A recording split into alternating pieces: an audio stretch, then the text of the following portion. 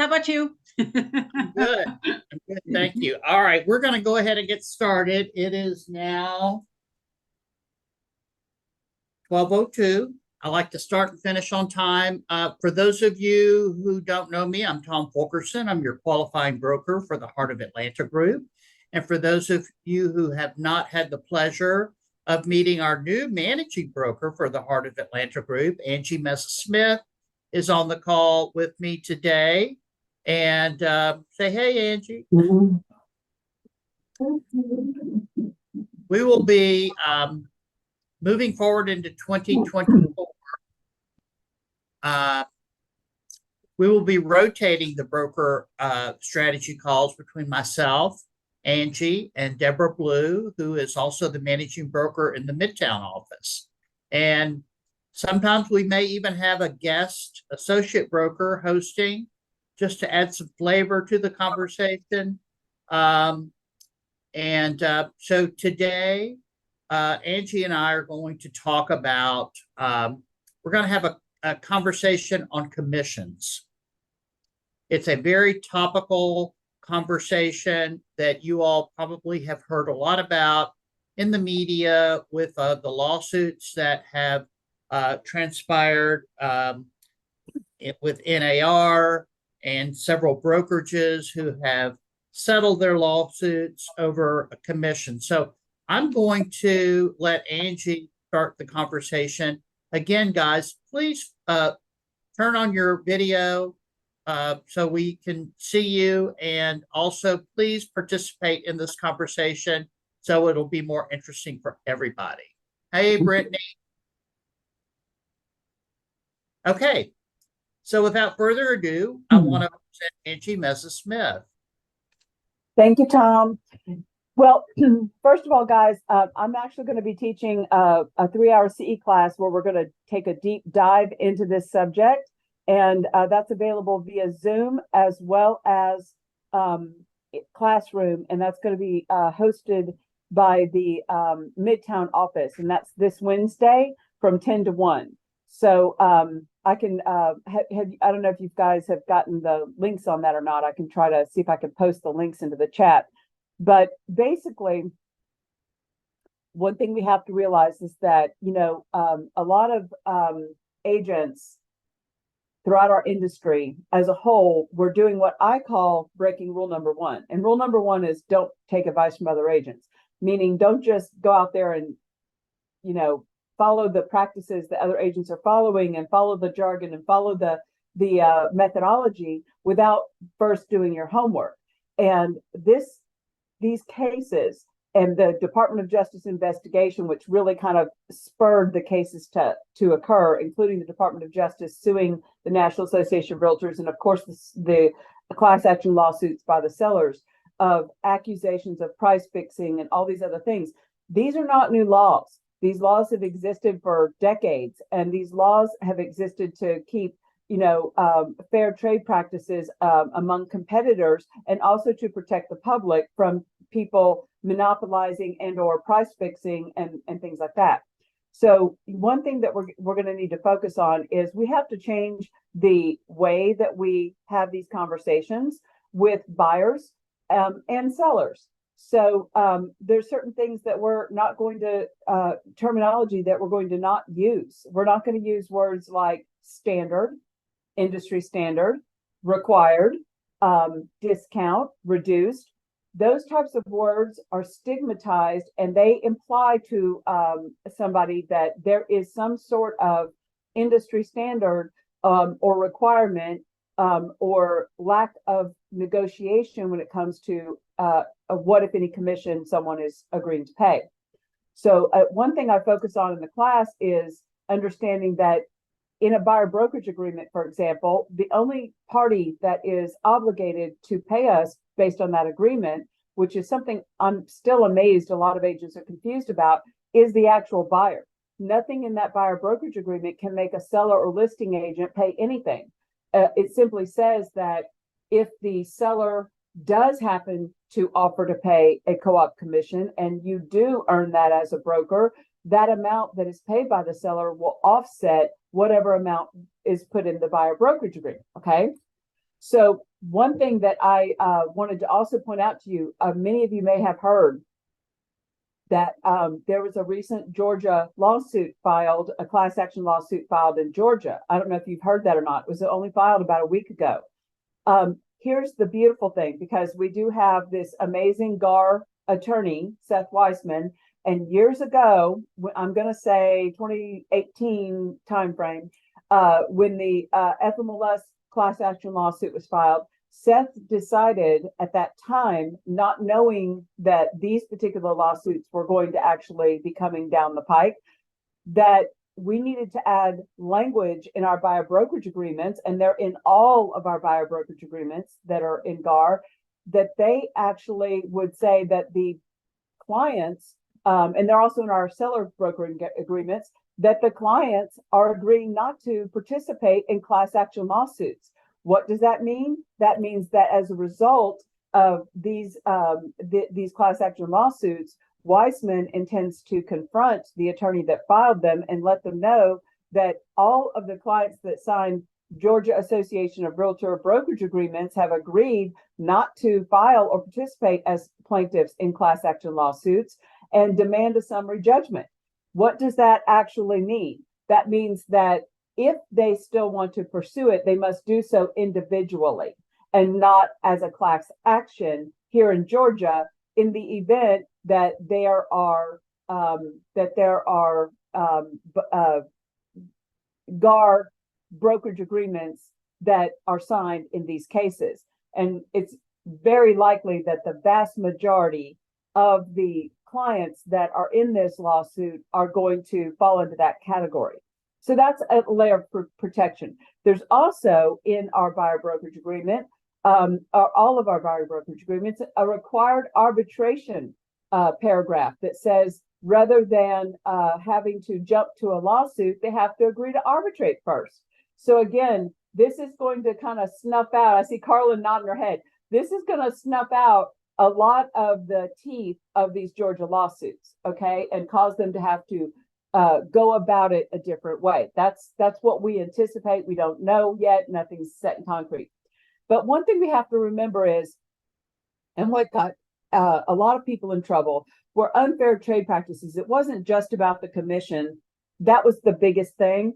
But there were other things that also are going to have to be dealt with and changed in our industry, such as the local MLSs that were owned by the boards of realtors saying, if you don't join my board, yes, this MLS in Savannah or this MLS in Augusta is owned by the Augusta Board of Realtors. It's its own separate entity, and you have your own membership that you have to pay. But we're not going to let anybody who doesn't join our board, which is another $400, we're not going to let anybody who doesn't join our board here in Savannah or Augusta or wherever join the MLS and have access to lockboxes. So you can't take a listing. Now, your license may have said that you can practice real estate in the entire state of Georgia, but you can't do that really well for any practical purposes if you don't have access to a lockbox key, or an MLS in the local area, if that's what we use. And by the way, we're not going to let you join and have those services unless you join our board.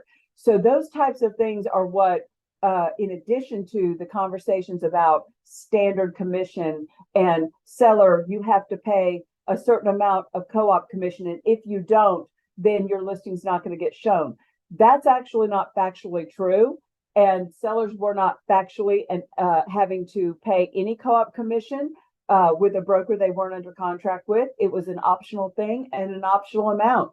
But because agents were breaking rule number one, and they were seeing and hearing the type of jargon that other agents were using, it got to become a thing where we as a whole, as an industry, we may have genuinely not understood the ramifications of that type of language.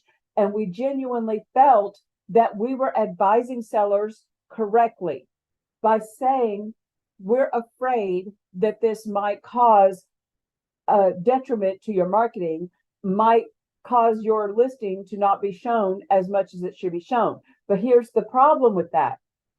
Saying that to someone is saying that we're all going to violate more antitrust laws. because then you're saying to people, our industry, realtors, we boycott if you don't offer us a certain amount. That in and of itself is a federal violation. So again, this is the slippery slope that everybody got on. So now I will tell you this, I don't have it in front of me because I just got a copy of the training docs, but I can tell you that you will see, I'll have a slide when I teach the class because I'm going to embed it into the slide, but you will see a reformatting. This was a last minute change by GAR, but you will see in the 2024 brokerage, seller brokerage agreement, you'll see that the format of the commission paragraph is different. And it now basically says, here's the listing broker's commission, and here's the buyer broker's commission. And then it says, will or will not, seller will or will not authorize listing broker to offer a portion of the gross commission to the buyer's broker. And if the answer is, if not, then it's zero. Or the seller will authorize them to offer a portion of the gross commission, and here's the amount. So that's going to be that's been put in there by the Georgia Association of Realtors, just so it's a layer of blatant, obvious in writing choice that a seller cannot say that Carlin didn't explain to them that they had an option to have that box checked saying they're not willing to offer. What I'm telling agents in class is I'm saying we have to be more transparent than ever, more than ever. It's going to be a value add for us to be able to explain to buyers what we do for a living, what all the nitty gritty of what we actually do, and also how we earn our money, either through procuring cause of sale, which we go very deep into in class, also through the contractual obligation of that buyer. And we've got to be very clear to the buyer how we earn our money, and also how important it is for them to allow us to procure cause of sale, because if they don't and they go directly to a listing agent, and then therefore our ability to earn whatever co-op fee might be being offered will directly affect their wallet. So these are the types of things that we're going to educate. To me, that makes us more valuable, not less valuable. And then when it comes to sellers, educate, as well as explain to the seller ultimately what we're trying to attract here, sellers, not other agents. That's kind of the mistaken thing we've been trying to spin for the past few years, is we're trying to get buyer agents and we're trying to attract buyer agents. And if the buyer agents don't like it, then the buyer agents aren't going to show it. No, we're trying to attract buyers. And would it or would it not be easier for a buyer to be able to qualify for this property if that commission is in essence financed in? Okay, yes, it would be easier. Would this be attractive to a buyer? Yes, and that is ultimately who we're trying to attract. So enough of me rambling. I'm open to questions and comments or whatever. Okay, I just want to make a point based on everything Angie just said, from a sales perspective, that if you're not having one-on-one consultations with your buyers and your sellers, then you're going to have to start doing that, because the days of sending an agreement for electronic signature without No explanation is over. If you're going to be successful and earn the money that you're used to earning moving forward based on all of this information. The second thing I'd like to say is, and then I want to hear from some of the agents on this call, is that y'all need to attend this class. I've already sat through it. It's a great class. You're going to get a lot of very valuable information. And listen, nobody needs to be scared over any of this. No. This is a new conversation, guys. It's not. It's not a new conversation. It's just now been brought to the forefront, and it's an issue that we're all going to have to deal with. And I believe that the most important thing that you can do moving into 2024 is to make sure that you have consultations with your clients one-on-one, because you're going to need to show them how you earn your money and what you do for them. And those who don't do it they're not going to survive. Okay. So I'd like to hear from some of you that are on the call today. We don't have a big group, but we have a very awesome group of agents. And so, Mika, you're always pretty outspoken. What do you have to say? Hi, Mika. Hi there, how are you? I'm good. How are you? Good, thank you very much. What am I, in So what do regard, you think of all this? I think it's an opportunity for language to change. Even, I've been in the business since 2017, and I find myself scrambling for words sometimes when it comes to justifying what our commission is or what that rate is. And I recently said, where does the 3% come from? Where does the 6% come from? And how do we let our buyers and sellers know that's what we're going towards? What are the words we use? So scripting right now is really important, although the dialogue, conversation, or whatever we're calling it, it's important to get that in place, because now the questions are coming up more about why and how am I being charged as a seller, and then buyers also. Right. Yeah, that's it's a great point. And quite frankly, Angie and I've discussed this in depth. I mean, the buyer has always paid for their commission, and they paid for it in the sales price that they agreed to pay with the seller. And so, again, I like what you had to say. It is about wording. It's about new scripts. We're going to provide you with that. We're going to have a lot of training on that. But again, it's something that this is not new. It's something that the buyers have been paying for forever, just because that's what they do when they agree to a sales price. And that's how the seller pays the commission, based on the sales price. All right, Angie, sorry, I may have interrupted you. No, you didn't interrupt anything. I just, you made me think of something, Tom. One of the other key findings in the investigation with the Department of Justice, and that case with Department of Justice versus NAR is still ongoing. It's under appeal right now. It was going to be settled, then the National Association of Realtors, the Department of Justice pulled out of the settlement.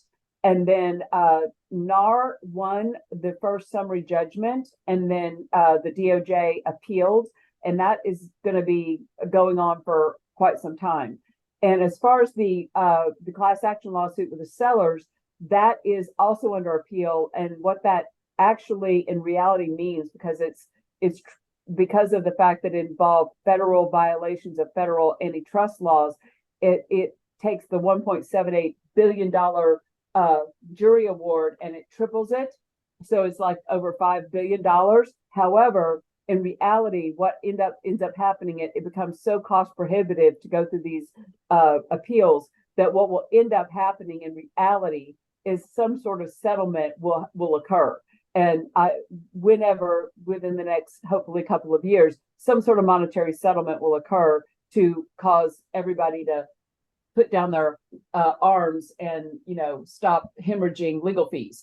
But that's reality. But one thing I wanted to point out, and Tom, when you were talking, it made me think of this. This was one of the key things that we can no longer do when we're talking about, Mika, changing our scripts. And we do talk about that a lot in class. And by the way, if you guys are interested, I posted the classroom registration link as well as the Zoom registration link for the class this Wednesday. If you guys were interested in attending either presentation, they're going to be going on simultaneously. But we do talk about that. And one of the things we have to be careful of, because this was, again, kind of some bait and switch language that was commonly used when having those buyer consultations. Don't worry, sign this document. Yes, this document says you're paying my company a commission, but don't worry, you work for free, because somebody else is for sure going to pay it. The seller's going to pay the commission. I'm going to work, and I'm going to earn the money from the seller, and that'll be a wash. So ignore the fact, nobody's actually pointing out the fact that the commission blank is filled out with a dollar amount. Some agents even put zero in that blank, which was a big mistake. I'm going to tell you now, you can't tell people you work for free. That's not accurate. The broker that holds your license is not a nonprofit, and they do expect to be paid, just like FMLS expects to be paid its fee. So there are fees associated with what we do. Okay, so that's not accurate. We don't work for free, and no document that buyer Jones is signing can make seller Smith pay anything. So we've got to be, again, there's no guarantee somebody else is going to offset this amount for you. It was never that way. There was never a guarantee that somebody else was going to offset that amount, that you were ever going to for sure be able to be procuring cause of sale, that there was for sure going to be a co-op fee paid, or that it was going to be a certain amount. I mean, a buyer can always choose to fall in love with a for sale by owner. And if they fall in love with a sale by owner, then the only person who's contractually obligated to pay a commission is the one that signed that document saying they were going to pay it, right? Because there's no guarantee that that for sale by owner was going to agree to pay anything. And so that's part of that transition in our conversation and our own thought process, that we have to shift. No, A, we don't work for free, we never have.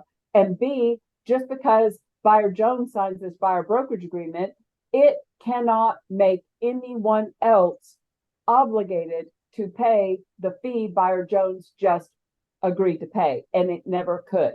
So I think that's one of the things. But using any kind of language that implies we work for free when that is not in fact so, that's a big no-no from now on. And I know agents. I've been licensed since the 90s. Tom and I've been licensed almost the exact same time. And I can tell you, Tom and I, when we first got in this business, people would tell you, just tell the buyer you work for free and you're definitely getting paid by the seller. We were taught that. Yeah, we were taught that. That overcomes the objection of them signing the buyer brokerage. This is now a no-no. That's not accurate, and it's not true, and it never really was true. So we have to, we were all taught that, Mika. We were all taught that.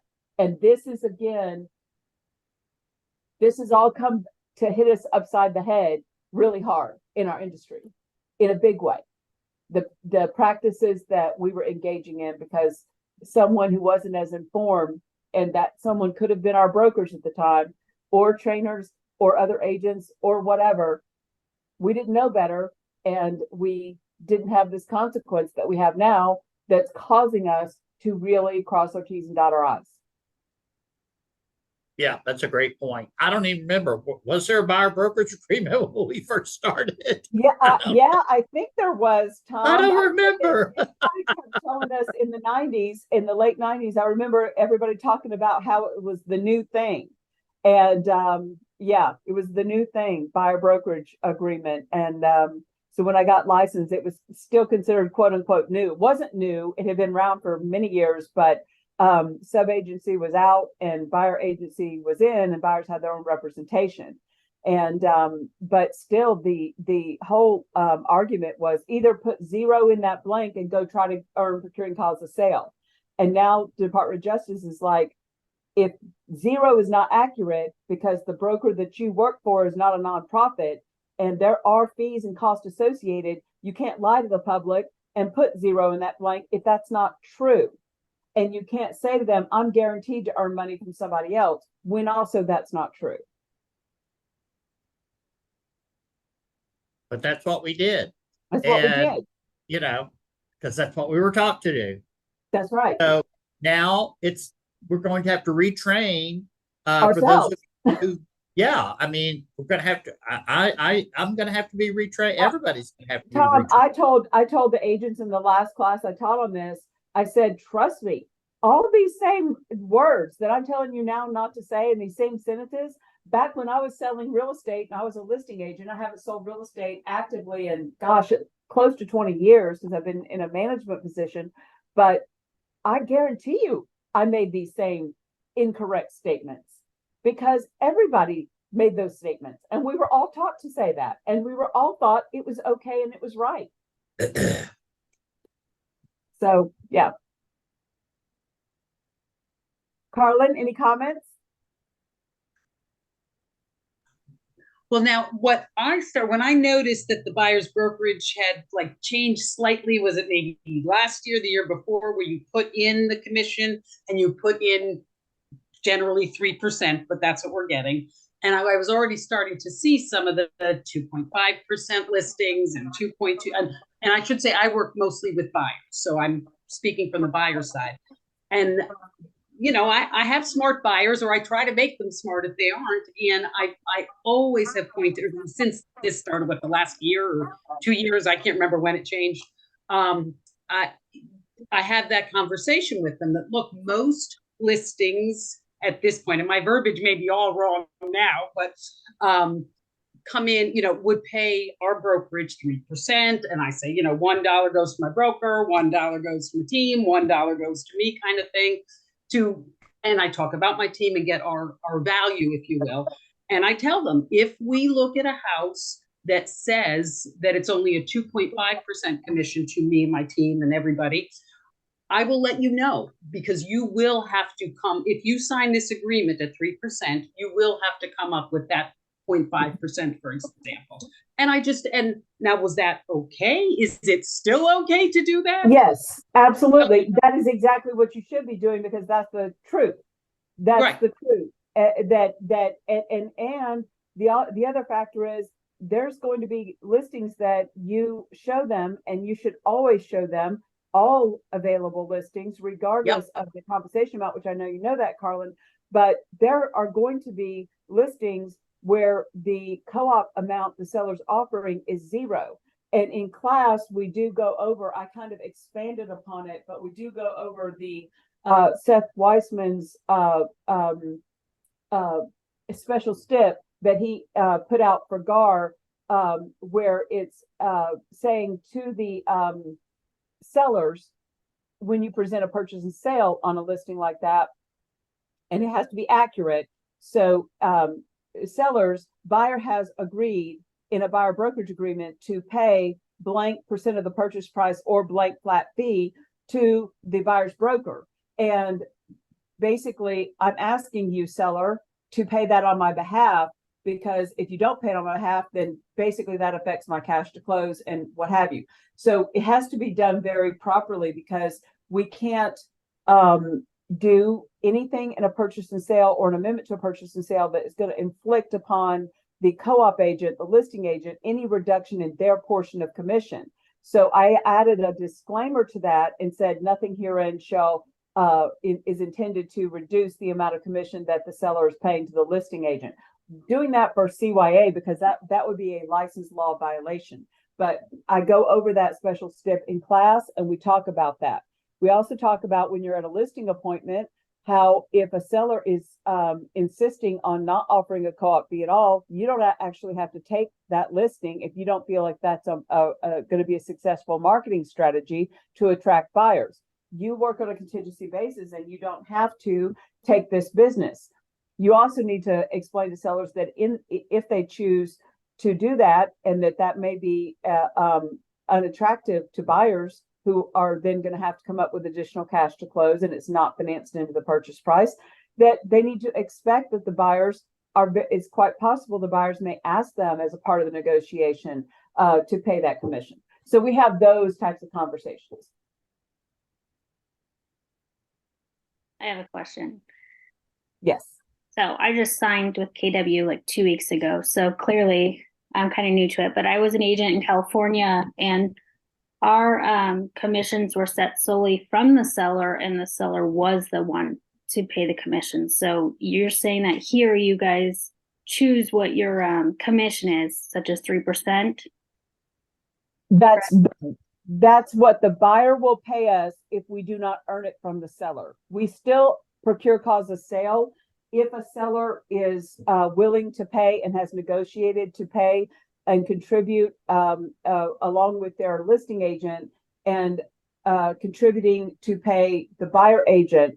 If that negotiation exists, okay, because that's completely negotiable. But if you have a seller who has agreed to pay a gross commission and has agreed to allow a portion of that commission to be shared with a buyer broker, if a buyer broker brings them a buyer, we can still earn our money that way, as procuring cause of sale, by identifying that buyer to that listing, bringing the offer, and proving that we attracted that buyer through our efforts that MLS showing it, etc., and that we procure that buyer and that we're entitled to that.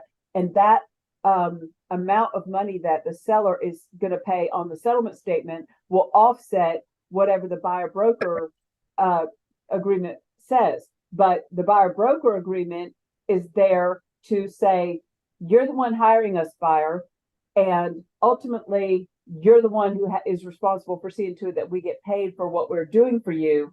But should we earn money from seller because seller has offered to pay if we attract a buyer for them and bring them this buyer, then it's going to reduce the amount that you've guaranteed that will get paid in this buyer brokerage agreement. So that's what's been happening over the years. The problem is telling buyers that that scenario is guaranteed. It's not guaranteed. Sellers are not required to factor in, and this is a national thing. Sellers across the country are not required to pay buyer brokers that are representing buyers. I need to take the class because clearly I have some unlearning to do, but that's how we were taught, because buyers, we don't negotiate our commission with them. If they listed that they're giving us 2.5%, that's what we get from the seller. And that's that. So that's different for me. Yeah, and when you say that, were you signing an agreement with the buyer? We don't sign anything with the buyer until we're writing an offer. But you do sign an agreement with the buyer. Not about commission. Not about commission. Yeah. Okay. So it is solely just the seller. Usually buyers pay the closing cost there and sellers pay the commission.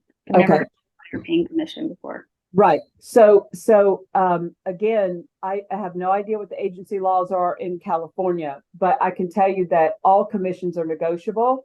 So again, if sellers were told, and I don't know, because I truly don't know, they may be doing some form of sub-agency where everybody technically represents the seller. I don't know. I have no idea.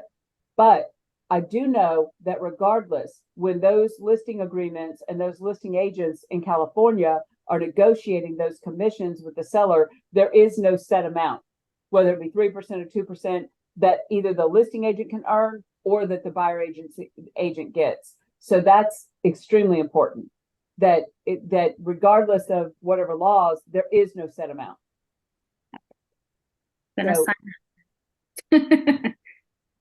I know believe me, it's a relearning for all of us, and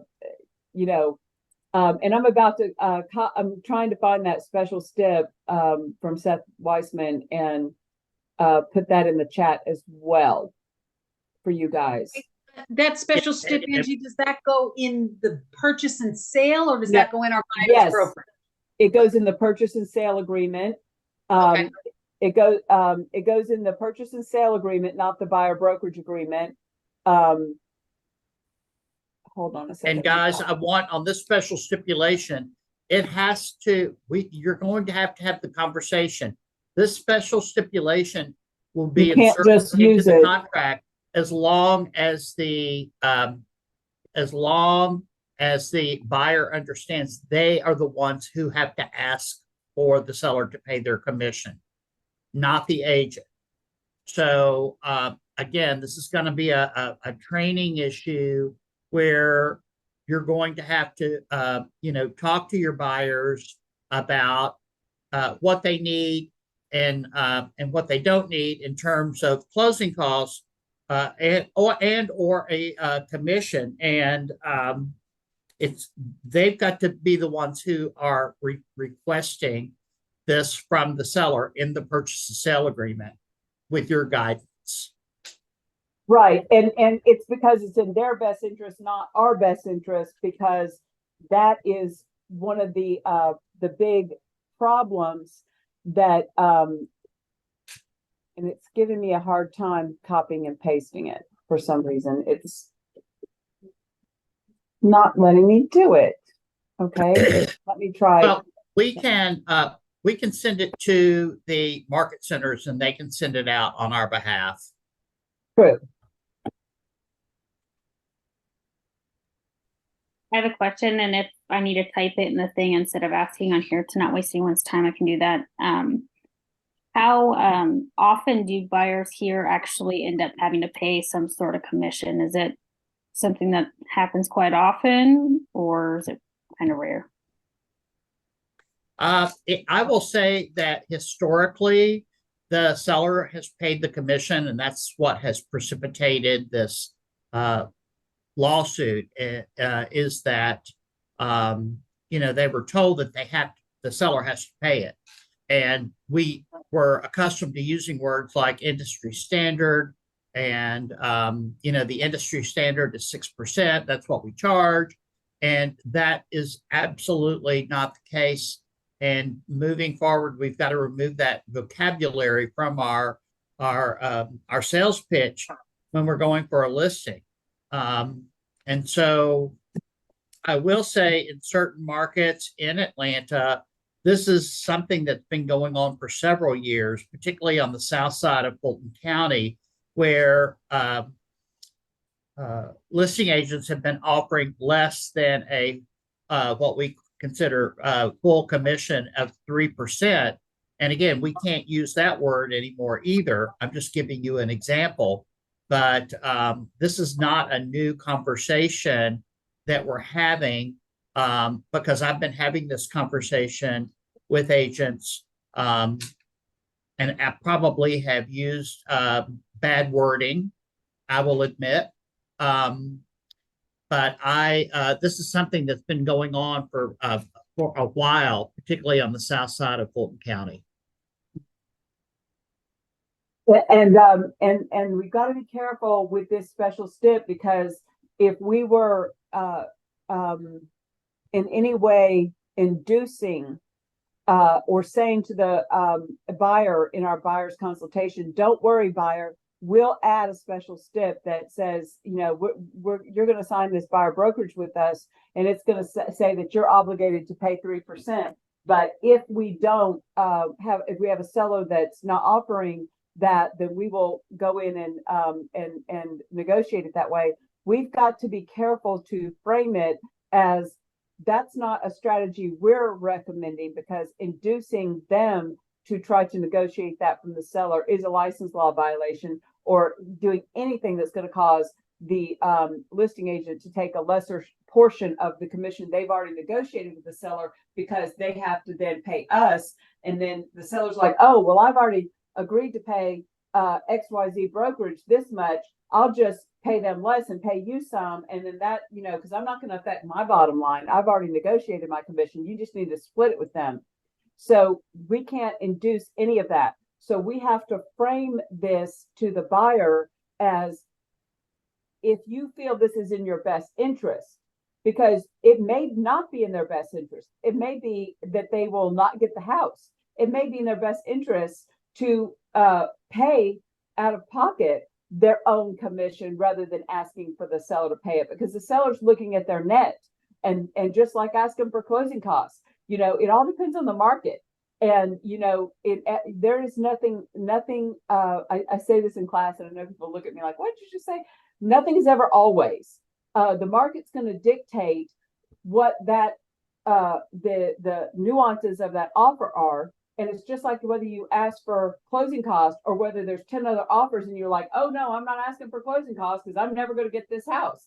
So, again, that's where we tell the buyer that there is certainly that option available, just like any other thing, like asking for closing costs or this or that. But we're going to take that on a case by case basis, and we're going to discuss with them the pros and cons of adding this special stip.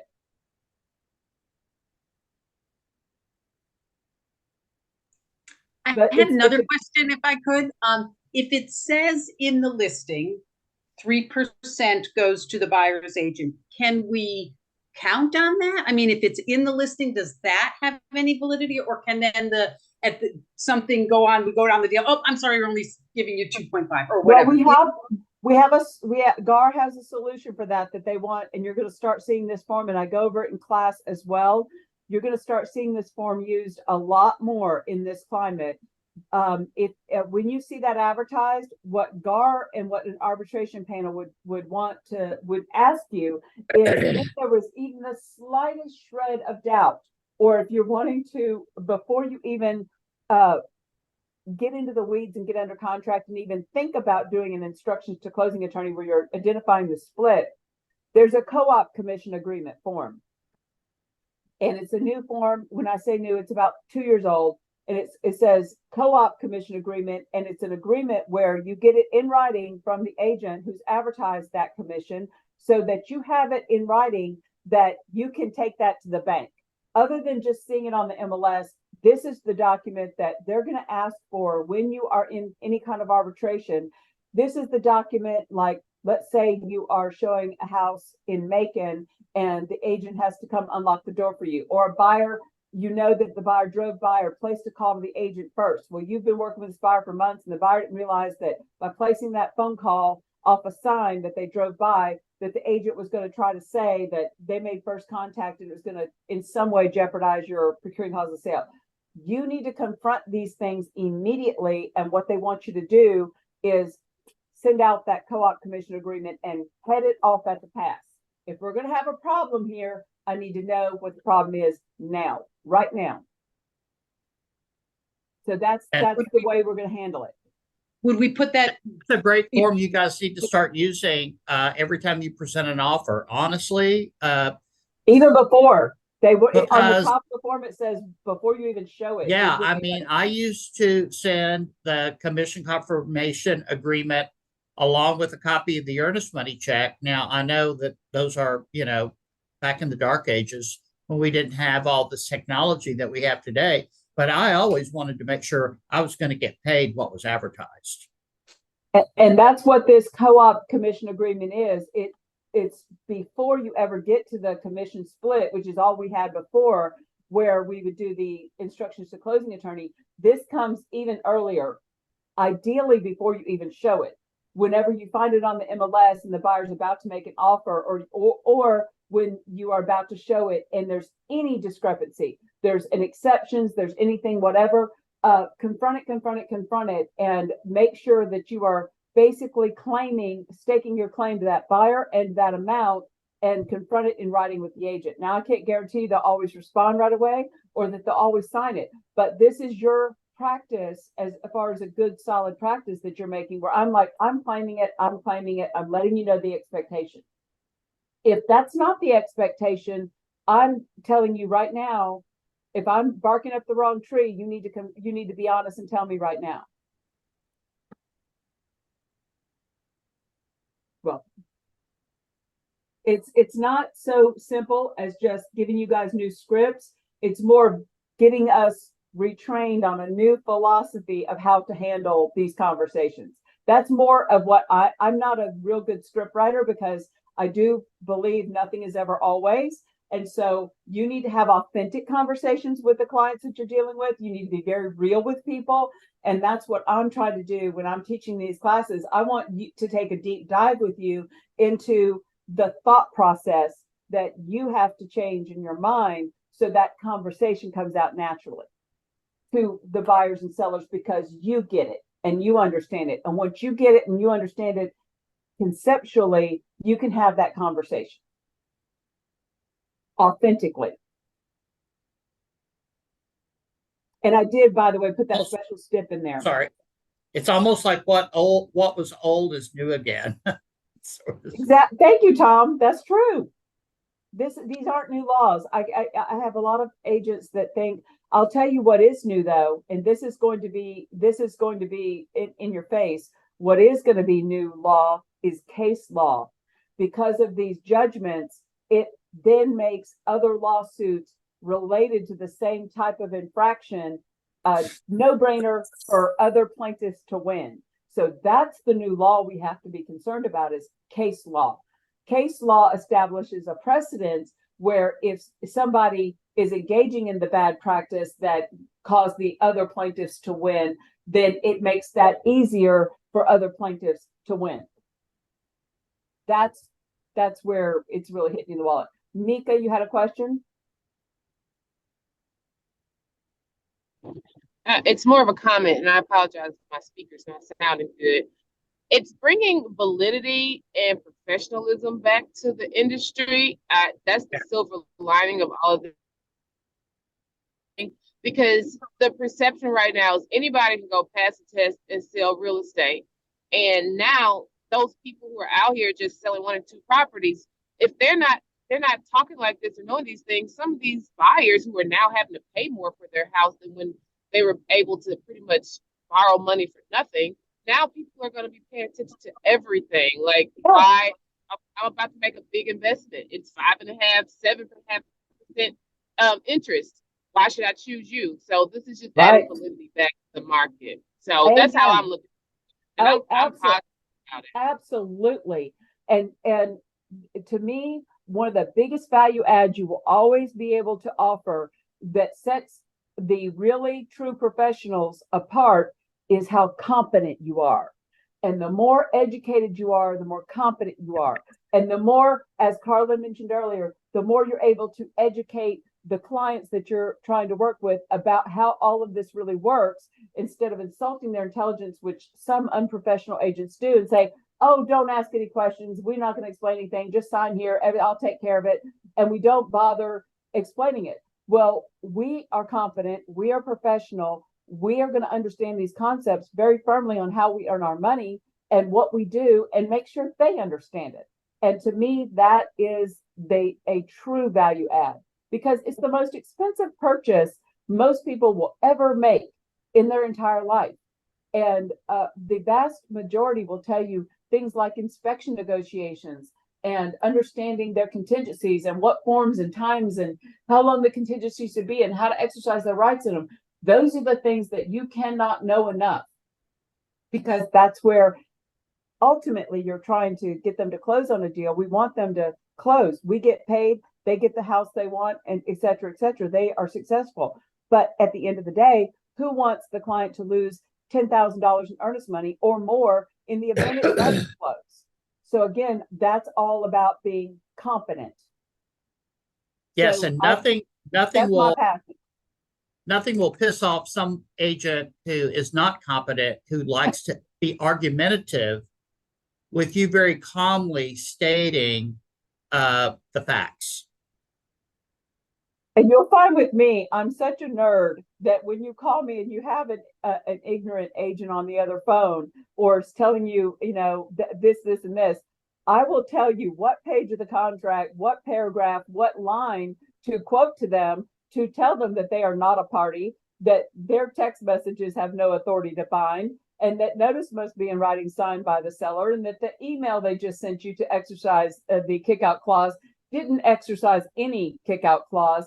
And I will arm you guys, and you will be locked and loaded and ready to handle when you get off the phone. And that's, after 25 years, that's my OCD. So, but my OCD benefits you guys. So I love to give you guys all that ammunition, and then off you go.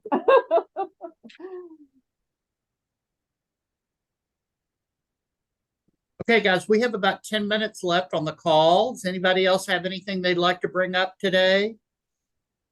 This has really been great information, in my opinion.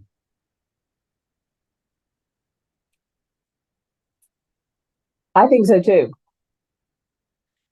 Angie, do you have anything else you want to bring up?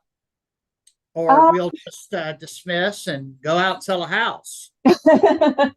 No, I think that's it. I will be teaching this class again, and I just wanted to also let you know, starting on the 14th,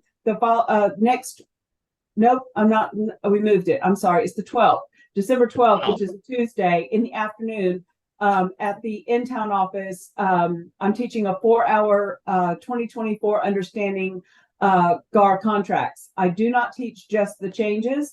I teach an end-to-end deep dive into the contracts, and then I embed the changes into the thing. I mean, I will do like little presentations with high points of changes and stuff like that, like at sales meetings or team meetings.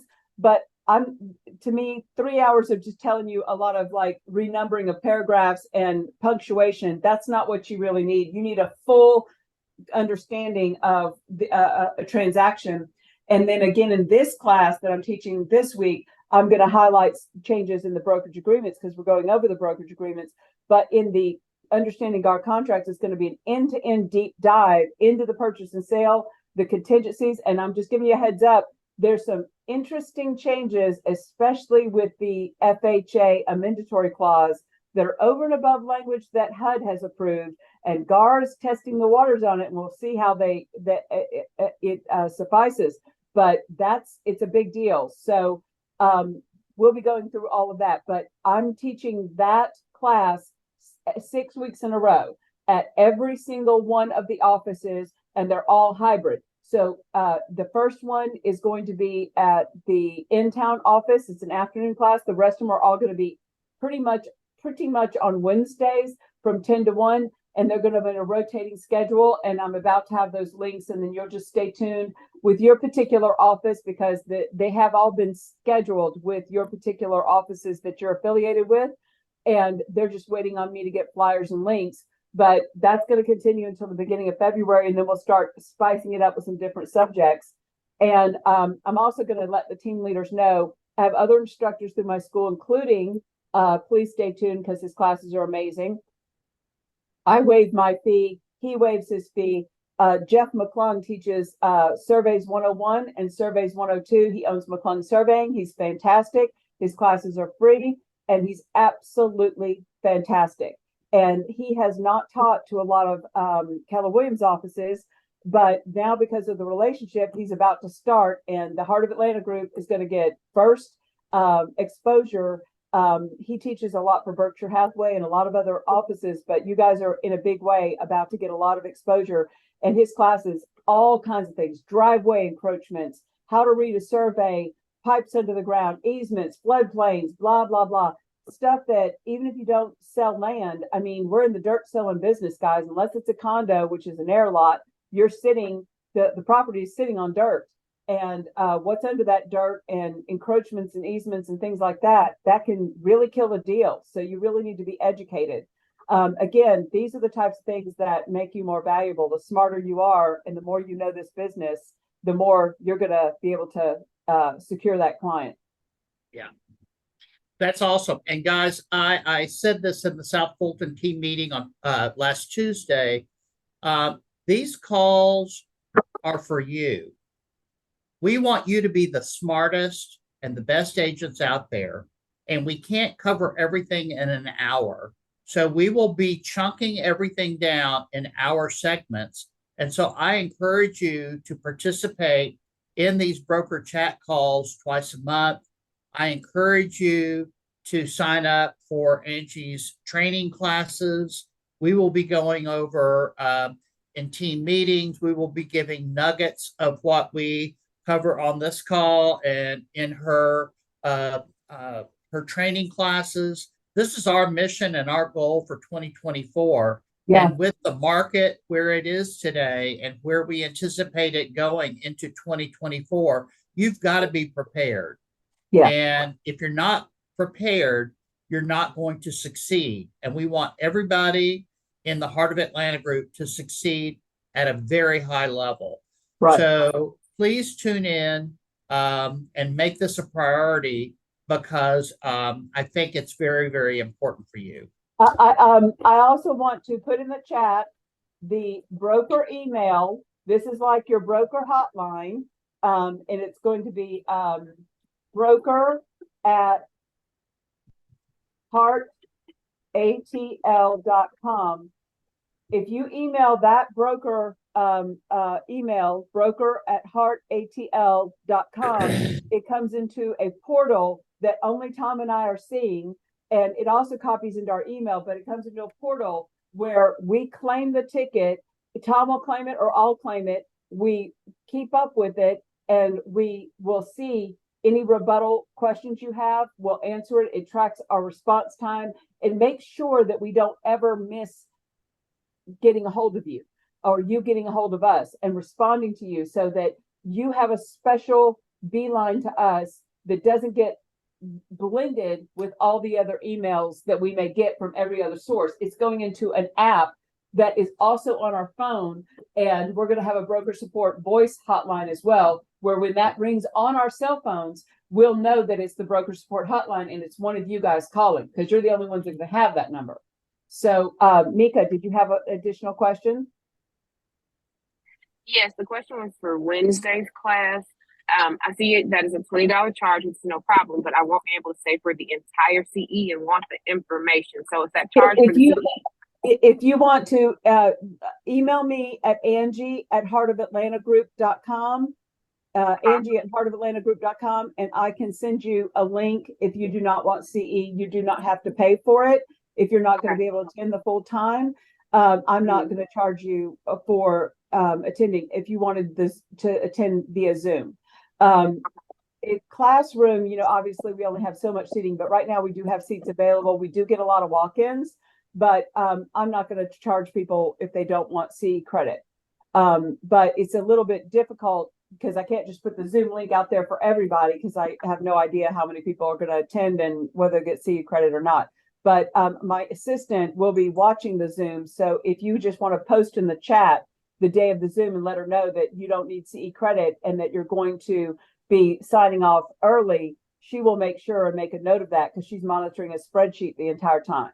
So if you want to do that, that's fine. But if any of you are wanting to do that and you don't need CE credit or you can't stay, but for a portion of the class, I will tell you the last part of the class, we focus a lot on procuring cause of sale. And I tell you true stories from arbitration hearings and things like that. But you guys can just let me know and I can send you the direct link to Zoom without you having to register. Althea, you have Thank a you. question? Yes, it was about the survey class. Has that been scheduled yet? It has not. I just talked to my instructor, Jeff McClung, and I'm about to do a mass introduction with him, as well as another of my instructors. Her name is Christina Bell. Her classes, the proceeds for her classes go to charity. They go to help buy furniture for people that are it's like $15, but every bit of it goes to her nonprofit, which is to help with housing. And her classes, she teaches one on home staging and one on paint colors and color theory and things like that. And they're both CE credit classes. And so I'm going to make an introduction with all of our team leaders at all of our market centers to these instructors and send them the information. They're going to have to book directly with the instructors. But Jeff is totally free. And that introduction is going to be made this week in the next couple of days. And then you will start seeing, I'm sure he's booking into next year. You'll start seeing this pop up because I'm certain that the particular offices that you guys are with are going to want to take advantage of that. All right, guys. Great, Well, thank it you. is 1 o'clock. We appreciate your time today. I think this was an excellent call. Thank you, Angie. And thank you all who participated. And if we can help you in any way, let us know. And Wait a if we minute. don't talk to you Hold on. before I'm the sorry. holidays, have a very Merry Christmas, Happy Holidays, and we look forward to seeing you in the new year in 2024. Thank you, everybody. Thank you very much. Appreciate it. Thank you. Bye.